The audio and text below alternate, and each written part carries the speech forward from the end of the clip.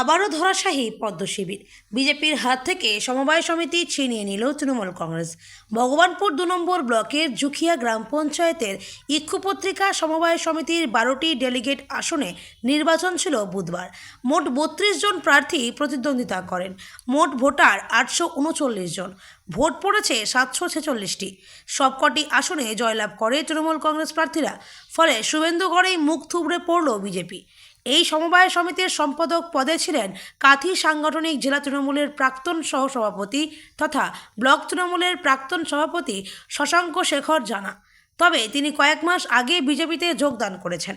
রাজনৈতিক মহলের দাবি, শশাঙ্কবাবুর বিজেপিতে যোগদান করা এলাকার মানুষ ভালোভাবে নেননি, তাই তৃণমূলের প্রতি আস্থা রেখেছেন তারা।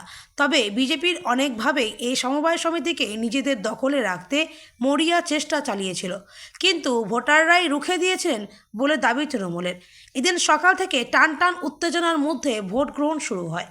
পূর্ব মেদিনীপুর জেলা পরিষদের পূর্ত কর্মাধ্যক্ষ মানব পড়ুয়া বলেন, মানুষ মমতা বন্দ্যোপাধ্যায়ের উন্নয়নের সঙ্গে থেকেছেন। ইক্ষুপত্রিকা সমবায় কৃষি উন্নয়ন সমিতির নির্বাচনেও ভোটাররা তৃণমূলকেই ২ হাত তুলে আশীর্বাদ করেছেন। যারা তৃণমূল থেকে সমস্ত সুযোগ সুবিধা নিয়ে দলবদল করে সমিতি দখলের চেষ্টা করেছিলেন, তাদের উদ্দেশ্য সফল হতে দেননি সাধারণ মানুষ। এই ফলাফলের জন্য তাদের ধন্যবাদ জানাই। কাঁথি সাংগঠনিক জেলা বিজেপির সাধারণ সম্পাদক চন্দ্রশেখর মণ্ডল বলেন, আমরা বারবার বলে আসছি, সমবায় সমিতির ভোটকে দেখিয়ে তৃণমূল মানুষের কাছে জায়গা পাওয়ার চেষ্টা করছে। কারণ এই দুর্নীতিগ্রস্ত দলকে অনেক আগেই মানুষ প্রত্যাখ্যান করেছেন। সমবায় নির্বাচন প্রতীকে হয় না, তাই এখানে রাজনৈতিক দলের নাম ব্যবহার করা হয় না।